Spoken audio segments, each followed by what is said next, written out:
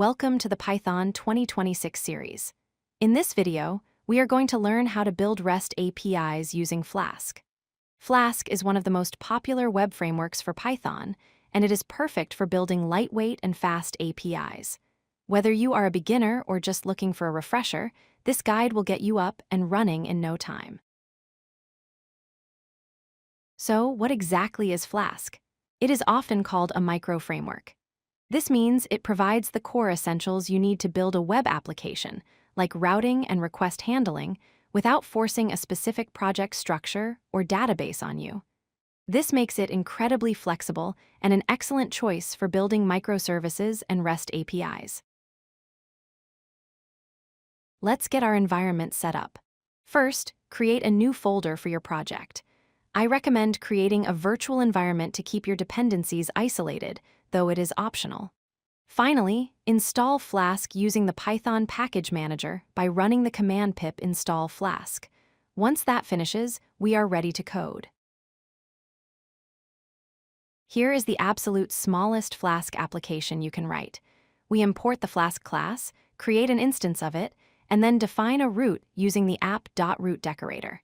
This function returns the string hello world when you visit the root URL. The check at the bottom ensures the server only runs if the script is executed directly. When building APIs, we rely on HTTP methods to determine what action to take. GET is used to retrieve data. POST is used to send data to the server to create something new. PUT is generally used for updating existing data, and delete is used to remove data. We will focus on GET and POST in this tutorial. Let's build a real endpoint. We want to return a list of users. We import JSONify, which helps us convert Python data structures into proper JSON responses. We define a root for /users and specify that it accepts GET requests. The function simply returns our list of users wrapped in the JSONify function. Now let's allow clients to add new users. We need to import the request object from Flask. We define the same root/users, but this time we allow the post method. Inside the function, we use request.get_JSON to parse the incoming data. We append it to our list and return the new user with a 201 status code, which means created.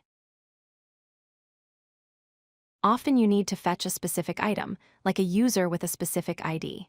Flask allows dynamic routing using angle brackets.